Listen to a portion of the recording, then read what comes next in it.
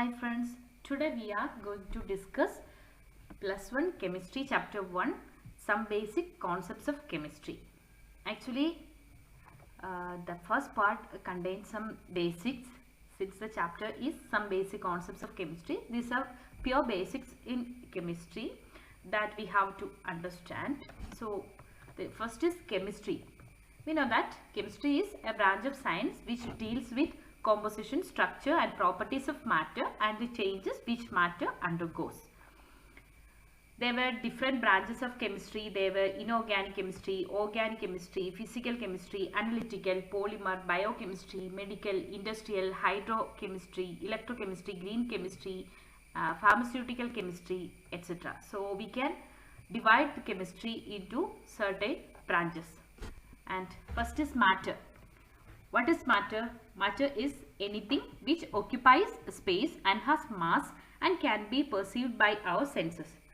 The example for matter is air, water, stone, etc. That is everything that need a space for occupation and have a mass can be treated as a matter.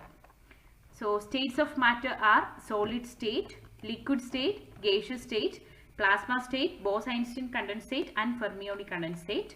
And we are familiar with the solid, liquid and gaseous state. In addition to this, we have certain other states also which we cannot see with naked eyes, but they also exist and studies were going on about these states of matter. So mainly we can see solid, liquid and gaseous state in our nature. And we can classify matter as into physical classification and chemical classification. So physical classification have matter as solids, liquids and gases. We know that what are solids. Solids have definite mass, volume and shape. The constituent particles are tightly packed and intermolecular distances were very short. Intermolecular forces are strong. Constituent particles have fixed positions. They can only oscillate about their mean positions and they are incompressible and rigid. So we can say that in a solid the particles were arranged very closely. So there are not much space between these particles. They were closely spaced and they were incompressible and rigid since they were arranged as near as possible. And intermolecular distances were very short and intermolecular forces are strong. So solids have a definite mass, definite volume and a definite shape. So next were liquids. Liquids are not rigid but have definite volume. They do not have a definite shape. They will accept the shape in which they were occupying. We can take a liquid in a container and it will have the shape of the container. We can take liquid in a bottle and it will have the shape of that bottle. So they do not have a definite shape. They are not rigid but have definite volume. They take the shape of container in which they are placed. The constituent particles are loosely packed. Different to solid, the particles of liquids were loosely bound, not much loosely but different from solids. The intermolecular distances will be large as compared to that of solids. So there was small distance between these molecules in liquids and intermolecular forces are weak compared to solids. The rate of diffusion will be greater than solids. And next is gases. Gases have neither definite shape nor definite volume. Particles are far apart from one another. So if we consider gases, then molecules will be very far apart. They do not have any shape, any definite volume, etc. The intermolecular distances are very large. Intermolecular forces of attractions are very weak. Gases are highly compressible. Gases exert pressure equally in all directions and they have much lower density than solids and liquids. Okay, they have lower density than solids and liquids. Gases mix evenly and completely in all proportions without any mechanical aid. So these are the difference between solid, liquid and gas. So we can say that this is solid in which there were very small intermolecular distances. They have a strong intermolecular force. They are rigid and closely packed. In case of liquid, there were a small intermolecular distance between them and have a weak intermolecular force.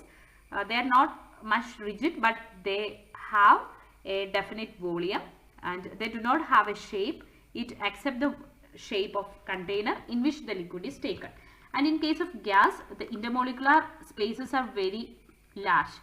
They were occupy as far as possible, and we can compress gases since there were many space in this gases or gaseous molecules. The intermolecular force between the gaseous molecules is very low and the space between gaseous molecules are very large. So we can classify matter as chemical classification. They were elements, compounds and mixture. So as physical classification, matter are, we can classify them as solid, liquid and gas, and as chemical classification we can classify them as elements, compounds and mixtures. So what are elements? Element is a pure substance.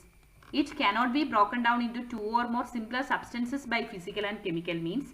It is made up of only one kind of atom. Copper, silver, gold, iron, hydrogen, oxygen, etc. are elements. So they were pure substances. They were made of only that substance. So they were called elements.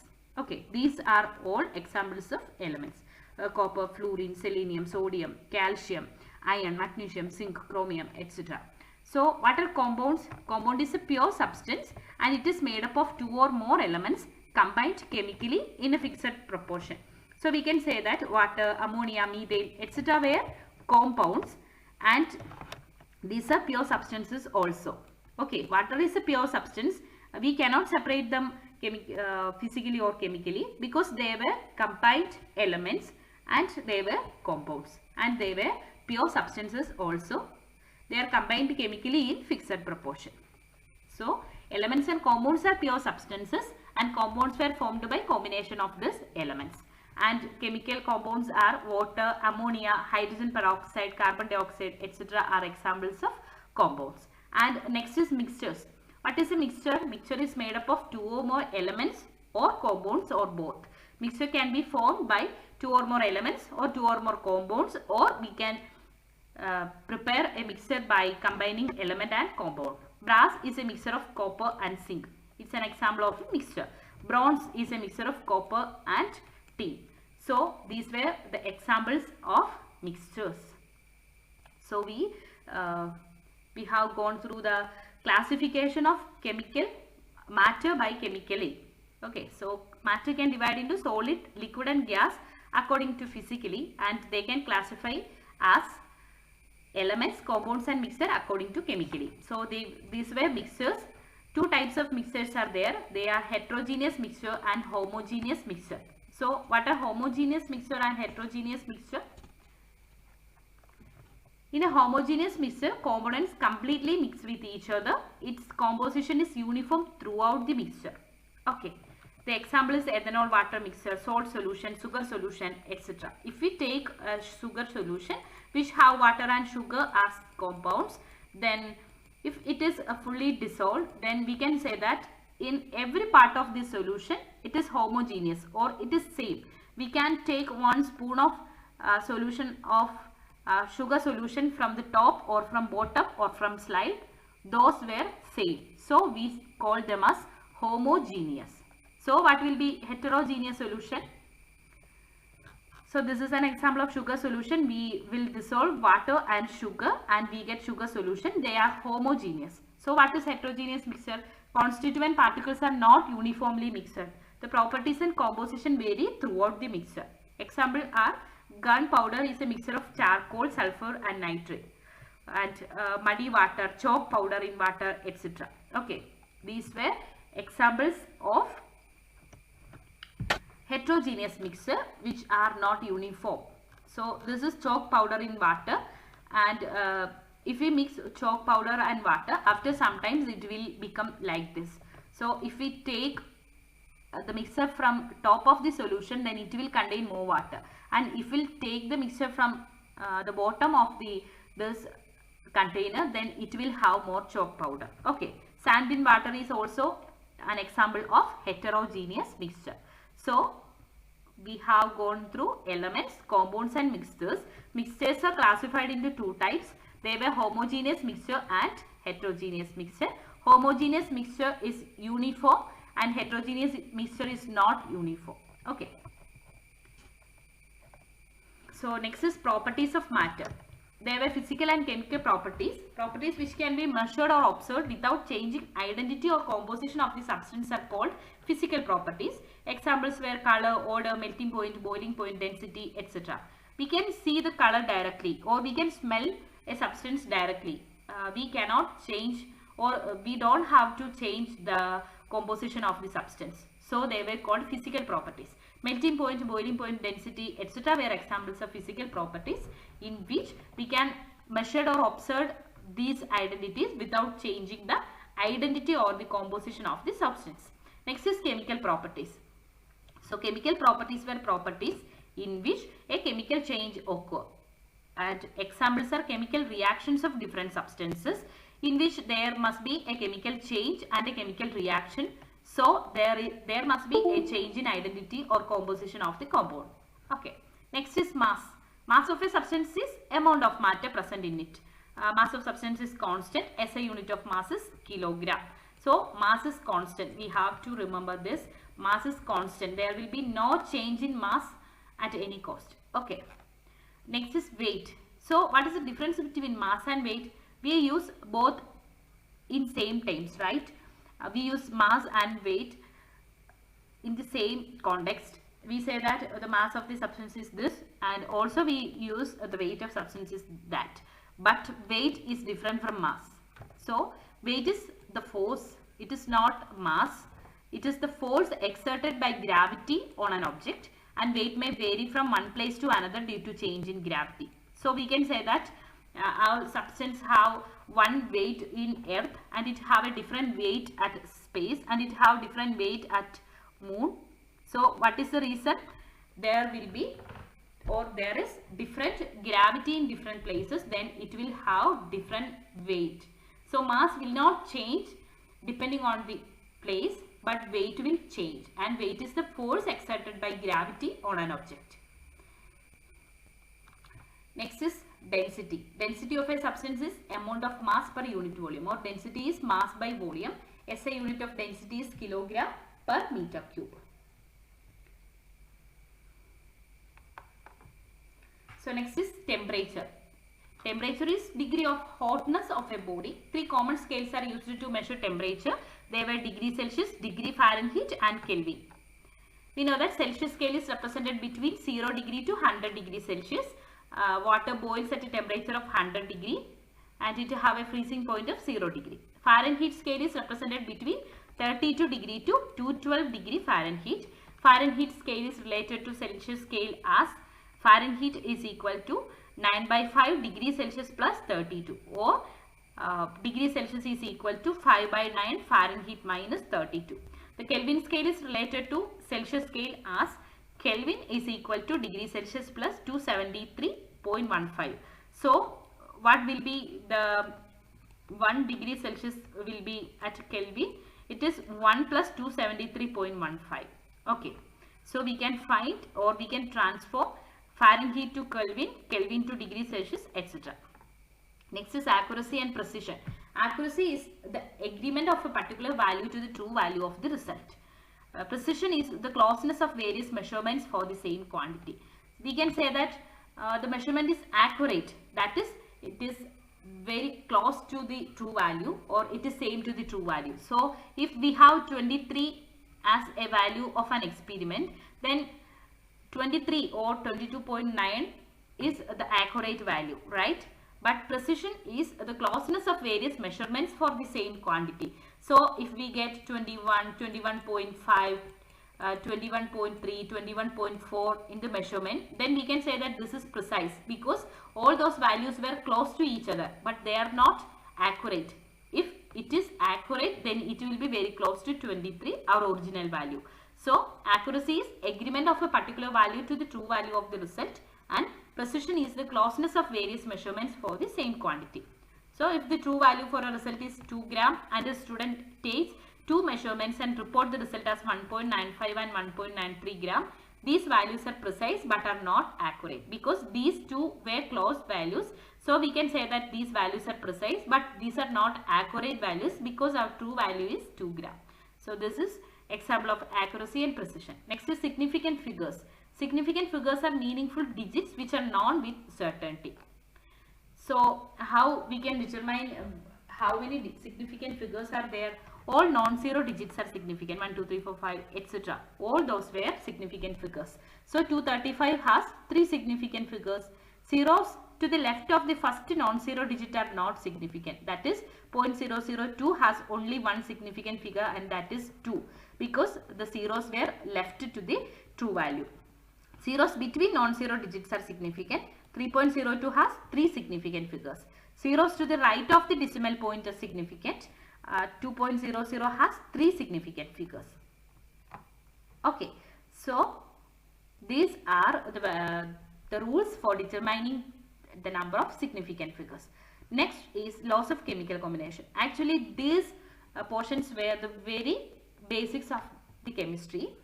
Next, we are going to the original part of those chemistry topics. Those were laws of chemical combination. First one is law of conservation of mass and it is proposed by Antoine Lavoisier, and the law says that matter can neither be created nor destroyed. Example, 12 gram carbon combines with 32 gram oxygen to form 44 gram carbon dioxide. We know the equation for the formation of carbon dioxide, that is carbon plus oxygen gives carbon dioxide, CO2. The equation is balanced also. So what will be the mass of carbon? It is the atomic mass of carbon and it is 12 gram. So what will be the mass of oxygen? It is atomic mass of single oxygen is 16. So here we have O2, that is 16 into 2, that is 32. So 32 plus 12, 44 grams of reactants were reacting and we will get how many grams of product? 12 plus 32 and that is also 44. So here total mass of reactants is equal to total mass of products. And in every time there will be and this relation is obeyed in every case. Okay, the mass of reactants will be equal to mass of products. So there is not losing of any mass. So matter can neither be created nor destroyed. It is the first law, laws of chemical combination, and it is law of conservation of mass. Second is law of definite proportion. Same compound always contains same elements combined in same fixed proportion by mass. For example, sodium chloride may be obtained from seawater. We know that sodium chloride is a table salt and it may be obtained from seawater. It is also prepared by chemical reactions between sodium hydroxide and hydrochloric acid. These samples on analysis are found to contain sodium and chlorine in ratio 23:35.5 by mass.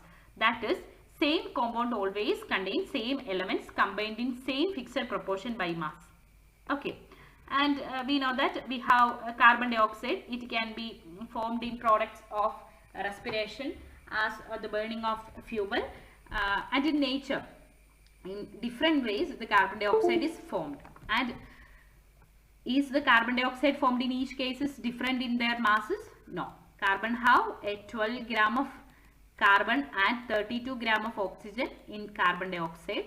So they have a simple ratio of 3:8. We can say that there will be a small ratio of 3:8 in mass of carbon dioxide. We have a ratio of 3:8 as mass of carbon and oxygen. And in everywhere we can found this ratio of mass in carbon dioxide. It is not different in any place of this world. So we can say that same compound always contains same elements combined in same fixed proportion by mass, and this law was proposed by Joseph Proust. So next is law of multiple proportion. So it consider multiple things or multiple substances. Okay, and the law is when two elements combines to form more than one compound, different masses of one of the elements which combines with fixed mass of other element are in ratio of simple whole numbers. So we are considering two compounds or more than two compounds. So when two elements combine to form more than one compound, different masses of one of the elements which combine with fixed mass of other element are in ratio of simple whole numbers. So we know that carbon combines with oxygen to form different oxides, carbon monoxide and carbon dioxide under different conditions. In carbon monoxide, 12 gram of carbon combines with 32 gram of oxygen to form carbon dioxide, and in case of carbon monoxide, 12 gram of combined with 16 gram of oxygen to form carbon monoxide. In these two cases, mass of oxygen combining with fixed mass of carbon are in ratio 16:32 or 1:2.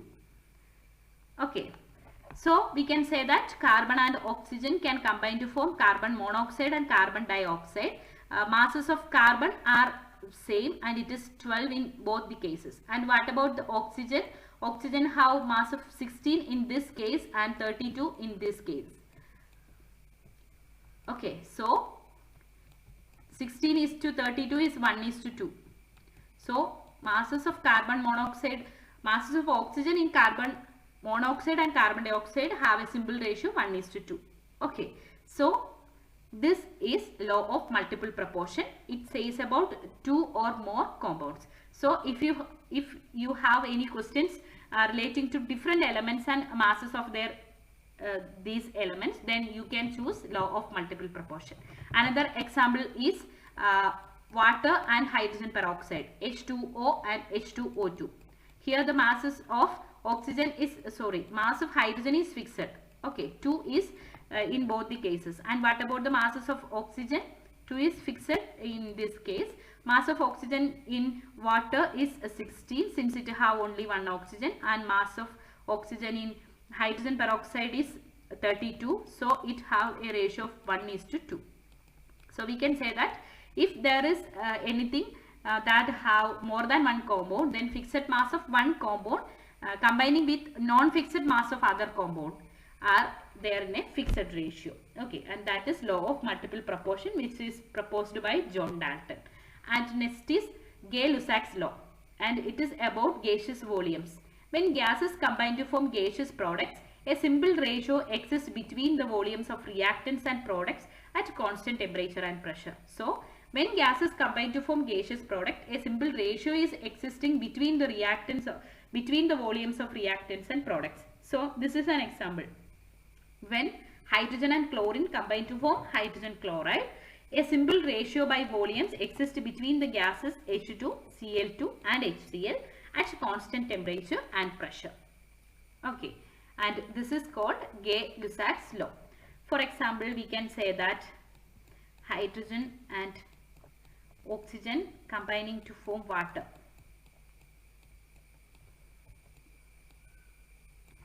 Here we have 2H2 plus O2 gives 2H2O, and if 100 milli of hydrogen is combining with 50 milli of oxygen, then what will be the volume of water?